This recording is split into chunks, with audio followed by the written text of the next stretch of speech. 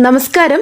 സാമൂഹിക സുരക്ഷ ക്ഷേമ പെൻഷൻ വാങ്ങുന്ന ലക്ഷക്കണക്കിന് ഗുണഭോക്താക്കൾക്ക് വളരെ പ്രധാനപ്പെട്ട ഒരു അറിയിപ്പുമായാണ് ഇന്നത്തെ വീഡിയോ. അതിനാൽ നിലവിൽ പെൻഷൻ വാങ്ങുന്നവരും പുതുതായി പെൻഷൻ അപേക്ഷിക്കാൻ ഉദ്ദേശിക്കുന്നവരും ഈ വിവരങ്ങൾ മുഴുവനായും ശ്രദ്ധിക്കേണ്ടതാണ്. സർക്കാരിന്റെ ലക്ഷ്യം യഥാർത്ഥത്തിൽ അർഹരായ ആളുകൾക്ക് മാത്രമാണ് പെൻഷൻ ലഭിക്കേണ്ടത് എന്നതാണ്. അതിനാൽ അർഹതയില്ലാത്തവർ പട്ടികയിൽ തുടരുന്നുണ്ടോ എന്ന് കണ്ടെത്താൻ പ്രത്യേക പരിശോധനകൾ നടക്കുന്നുണ്ട്. ഇതിന്റെ ഭാഗമായി വിവിധ മാനദണ്ഡങ്ങൾ പരിശോധിച്ച് അർഹരല്ലെന്ന് കണ്ടെത്തുന്നവരെ പട്ടികയിൽ നിന്ന് ഒഴിവാക്കുവാനും സർക്കാർ തയ്യാറെടുക്കും. ഇപ്പോൾ പലർക്കും ഒരു സംശയമുണ്ട്, ഞാനിപ്പോൾ പെൻഷൻ വാങ്ങുന്നുണ്ട്, ഇനി അത് മുടങ്ങുമോ എന്നാണ് ആ ചോദ്യം. അതിനുള്ള മറുപടി നിങ്ങളുടെ കുടുംബത്തിന്റെ സാമ്പത്തിക സ്ഥിതി, സ്വത്ത് വിവരങ്ങൾ, വീടിന്റെ വിവരങ്ങൾ എന്നിവ ആശ്രയിച്ചായിരിക്കും. ഇനി പെൻഷൻ മുടങ്ങാൻ സാധ്യതയുള്ള പ്രധാന കാരണങ്ങൾ ഓരോന്നായി നമുക്ക് നോക്കാം. ഒന്നാമത്തെ കാര്യം വീടിന്റെ വിസ്തീർണം. ക്ഷേമ പെൻഷൻ ലഭിക്കുന്നതിനുള്ള പ്രധാന മാനദണ്ഡങ്ങളിൽ ഒന്നാണ് വീടിന്റെ വിസ്തീർണം.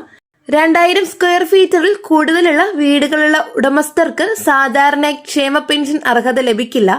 സർക്കാർ രേഖകളിൽ വീടിന്റെ വിസ്തീർണം വ്യക്തമായി രേഖപ്പെടുത്തിയിട്ടുണ്ടാകും.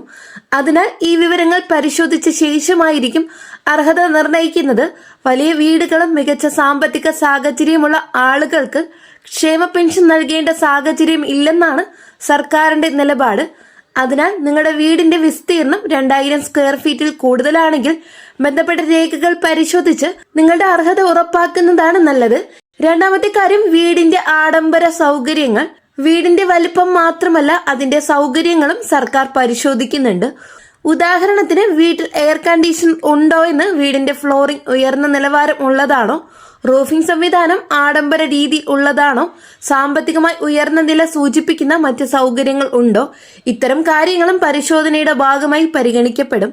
സർക്കാർ ഉദ്യോഗസ്ഥർ നേരിട്ട് സന്ദർശനം നടത്തി വിവരങ്ങൾ ശേഖരിക്കുമ്പോൾ ഈ കാര്യങ്ങൾ രേഖപ്പെടുത്താൻ സാധ്യതയുണ്ട്. അതിനാൽ വിവരങ്ങൾ മറച്ചുവെക്കാൻ ശ്രമിക്കുന്നത് പിന്നീട് പ്രശ്നങ്ങൾക്ക് കാരണമാവാം. ഇനി മൂന്നാമത്തെ കാര്യം എന്താണെന്ന് നോക്കാം. ഭൂസ്വത്ത് പെൻഷൻ അർഹത പരിശോധിക്കുമ്പോൾ ഭൂസ്വത്തും പ്രധാന ഘടകമാണ്. 2 ഏക്കറോ അതിൽ കൂടുതലോ ഭൂമി സ്വന്തമായുള്ളവർ സാധാരണയായി ക്ഷേമ പെൻഷൻ വിഭാഗത്തിൽ ഉൾപ്പെടാറില്ല. കാരണം വലിയ തോതിൽ ഭൂസ്വത്ത് കൈവശമുള്ളവരെ സാമ്പത്തികമായി പിന്നോക്ക ഭാഗത്തിൽ ഉൾപ്പെടുത്താൻ സാധിക്കില്ലെന്നാണ് നയം. അതുകൊണ്ട് നിങ്ങളുടെ പേരിലോ കുടുംബാംഗങ്ങളുടെ പേരിലോ ഉള്ള ഭൂമിയുടെ വിവരങ്ങൾ സർക്കാർ രേഖകളിൽ ശരിയായി രേഖപ്പെടുത്തിയിട്ടുണ്ടോ എന്ന് പരിശോധിക്കുക. ഇനി നാലാമത്തെ കാര്യം വാഹന ഉടമസ്ഥാവകാശം. പലർക്കും അറിയാത്തൊരു പ്രധാന കാര്യമാണ്. സ്വകാര്യ ആവശ്യങ്ങൾക്ക് ഉപയോഗിക്കുന്ന 4 ചക്ര വാഹനങ്ങൾ സ്വന്തമായുള്ളവർക്ക് ക്ഷേമ പെൻഷൻ ലഭിക്കുന്നതിൽ തടസ്സമുണ്ടാകാം.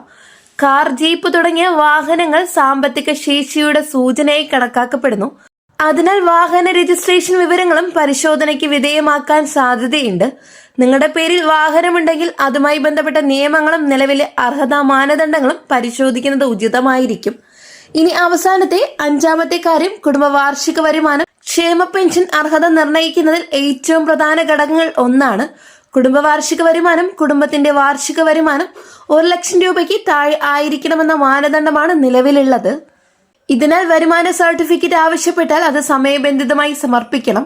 പലപ്പോഴും രേഖകൾ ഹാജരാക്കാത്തത് കൊണ്ടോ തെറ്റായ വിവരങ്ങൾ നൽകിയത് കൊണ്ടോ ആനുകൂല്യങ്ങൾ തടസ്സപ്പെടാൻ സാധ്യതയുണ്ട്.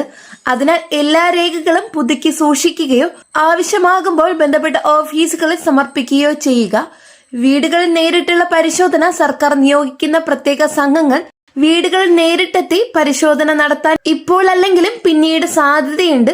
ഇത്തരം പരിശോധനകളുടെ പ്രധാന ലക്ഷ്യം അർഹരായവർക്ക് മാത്രം പെൻഷൻ ലഭിക്കുന്നുണ്ടോ എന്ന് ഉറപ്പാക്കുക എന്നതാണ്. പരിശോധനയ്ക്കായി ഉദ്യോഗസ്ഥർ എത്തുമ്പോൾ ആവശ്യമായ രേഖകൾ കാണിക്കുക, ശരിയായ വിവരങ്ങൾ നൽകുക, വരുമാന സർട്ടിഫിക്കറ്റ് ഉണ്ടെങ്കിൽ തയ്യാറാക്കി വയ്ക്കുക, ഭൂസ്വത്ത്, വീടിന്റെ വിവരങ്ങൾ എന്നിവ കൃത്യമായി അറിയുക. ഇവ ചെയ്യുന്നത് പിന്നീടുണ്ടാകുന്ന ബുദ്ധിമുട്ടുകൾ ഒഴിവാക്കാൻ സഹായിക്കും.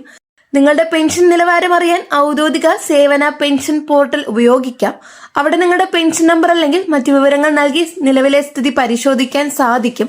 പെൻഷൻ അനുവദിച്ചിട്ടുണ്ടോ, വിതരണം നടന്നോ, എന്തെങ്കിലും തടസ്സമുണ്ടോ തുടങ്ങിയ വിവരങ്ങൾ അറിയാൻ ഈ സേവനം സഹായകരമാണ്.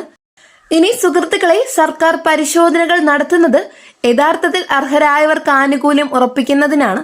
അതിനാൽ തെറ്റായ വിവരങ്ങൾ നൽകാതിരിക്കുക. നിങ്ങളുടെ രേഖകൾ എല്ലാം പുതുക്കി സൂക്ഷിക്കുക.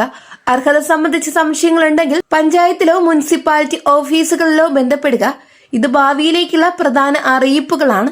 ഇതിൽ എന്തെങ്കിലും മാനദണ്ഡങ്ങൾ നിങ്ങൾ തെറ്റിക്കുന്നുണ്ടെങ്കിൽ ശരിയാക്കുക. ഇങ്ങനെയുള്ള ഇൻഫോർമേറ്റീവ് വീഡിയോസിനായി ചാനൽ സബ്സ്ക്രൈബ് ചെയ്യാനും ഷെയർ ചെയ്യാനും നിങ്ങളുടെ അഭിപ്രായങ്ങൾ കമന്റ് ചെയ്യാനും മറ്റുള്ളവരിലേക്ക് എത്തിക്കാനും മറക്കരുത്. നെക്സ്റ്റ് ഡെയിലി അപ്ഡേറ്റ്സുമായിട്ട് വീണ്ടും പുതിയൊരു വീഡിയോ കാണാം. എല്ലാവർക്കും നന്ദി, നമസ്കാരം.